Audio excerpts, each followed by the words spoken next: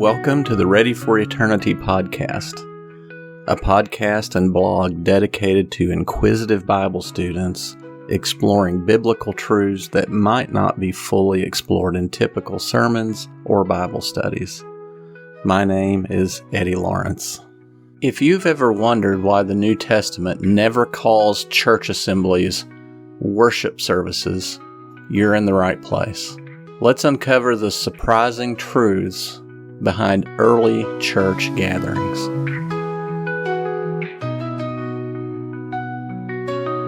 The New Testament never applies worship terminology to the church assembly.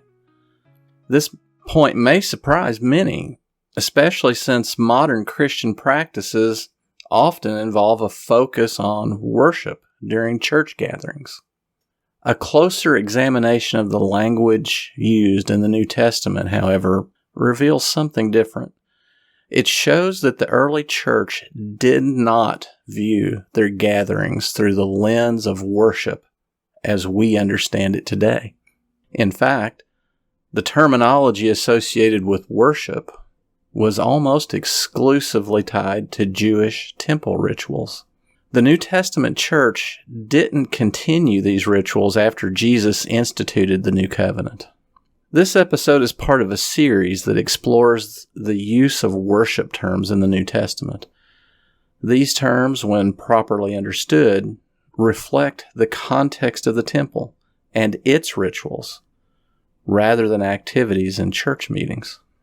In this series, we've examined the Greek words that our English Bibles translate as worship. The last word for us to look at is the Greek word threskeia. The word appears 4 times in the New Testament: Acts 26:5, Colossians 2:18, and James 1:26 and 27. It's rendered as religion in 3 of those appearances. Only in Colossians 2:18 is it translated as worship. The meaning of threskeia is not the modern conception of worship as we know it today. Today we think of singing, praising, or engaging in formal services. Instead, threskeia in the New Testament, as well as the Septuagint, which is the Greek translation of the Old Testament, most commonly referred to the ceremonial and ritual practices associated with the Jewish temple system. In addition to examining the usage of the word in the New Testament and the Septuagint, Dr. Tom Wadsworth has also researched the writings of Josephus to gain insight on how the ancients used this word. Dr. Wadsworth notes, "A close survey of the use of threskeia in the New Testament, Septuagint, and Josephus reveals that the term has 2 basic meanings. The first is a religion, which can be defined as a set or system of religious beliefs and practices. The second meaning is irreligious rites, which can be defined as ceremonial acts performed to or for a god, such as sacrifices performed in a temple." Threskeia is about religion, not worship. The lexicon of the New Testament, also known as BDAG, defines threskeia as an expression of devotion to transcendent beings, typically involving cultic rites or temple worship. This usage emphasizes the formal, ritualistic aspects of worship: sacrifices, offerings, and other sacred actions.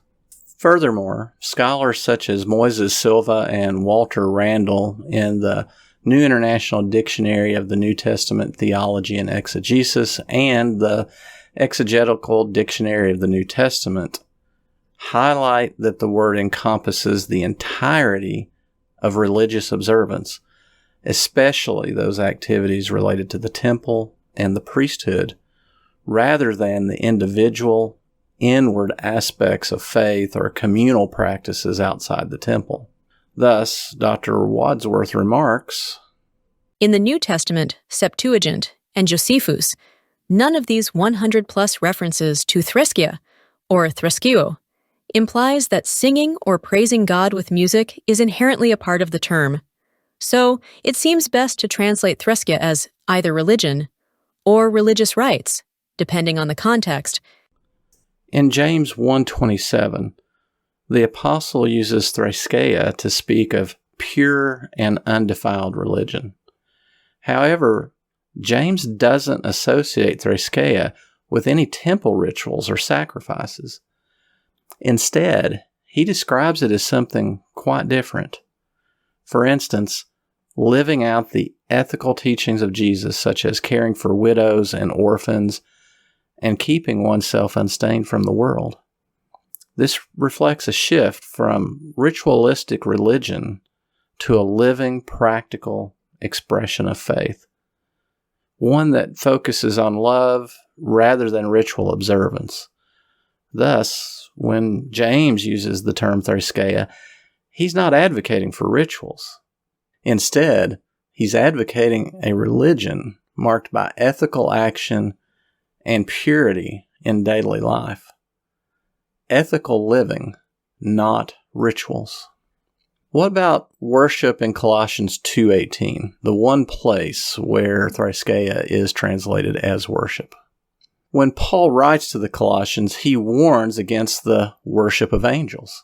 The word threskeia is again used, but it doesn't suggest anything related to the modern idea of worship as singing or praising God. The Greek text is somewhat ambiguous, leaving translators with a choice of angels who worship or angels who are worshipped. It could be translated either way. Regardless, the question is whether worship is the correct word to translate threskeia in this verse. Translating threskeia as worship in Colossians 2:18 creates confusion. This is because the English term often carries connotations that do not align with the text. Modern readers associate worship with singing, praising, prayers, or a general act of devotion. However, threskeia does not inherently include these ideas. Instead, it points to religious practices, ceremonies, or systems. If threskeia refers to the religious rites of angels, as many scholars suggest, using worship misleads readers into thinking the heresy involved praising or singing to or praying to angels. However, there's no evidence in the New Testament, the Septuagint, nor in Josephus that threskeia ever involves these acts of devotion. The Colossian context further supports this. Paul warns against human traditions and ascetic practices, not acts of devotion. A better translation of threskeia in this passage would focus on religious practices or religion of angels. This aligns with Paul's broader critique of adhering to unnecessary rituals rather than holding fast to Christ. This translation is also consistent with how threskeia is used throughout the New Testament, the Septuagint, and Josephus' writings, where it consistently refers to religion or ritual practices, not worship. This understanding of threskeia as referring to religious rituals rather than general worship helps explain a significant shift in the early church. While threskeia was deeply associated with temple rituals and ceremonial practices, the evidence suggests that early Christian assemblies intentionally moved away from this ritual-centered approach. They did not merely substitute new rituals for old ones. The church gathering was something fundamentally new. It's crucial to recognize that while threskeia was a term used to describe religious rituals in the context of the temple, early Christians didn't structure their assemblies around rituals. Under the New Covenant, Christians are not meant to continue the practices of the Jewish temple system. Jesus' death and resurrection marked the fulfillment of the Old Covenant and its rituals. The evidence shows that the New Testament writers did not view church assemblies through the lens of worship as we use the term today. The Greek word threskeia was closely tied to Jewish temple rituals and sacrifices. It represented a system of religious observance that the early church intentionally moved beyond. Again, see Hebrews 8:13 and chapter 10, verses 1 through 18. While praise and thanksgiving naturally emerged from church gatherings, the primary aim of early church assemblies was not acts of worship. Instead, they focused on mutual encouragement, teaching, remembering Christ's sacrifice, and equipping believers to spread the gospel. This understanding challenges us to reconsider how we approach our church gatherings. By recognizing this intentional shift from Old Covenant rituals to New Covenant edification, we can better evaluate our current practices. We must ensure our assemblies serve their intended purpose, which is strengthening believers and glorifying God through transformed lives rather than through formal religious observances. In the next podcast episode, we'll begin to connect the ideas that we've explored in this series of word studies on worship.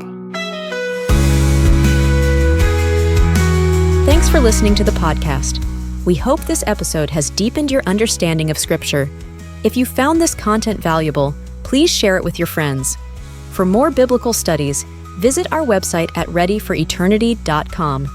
That's the word ready, the number 4, and the word eternity. readyforeternity.com. Be sure and leave a comment on the Ready for Eternity Facebook page or reach out on Twitter. That's all for now.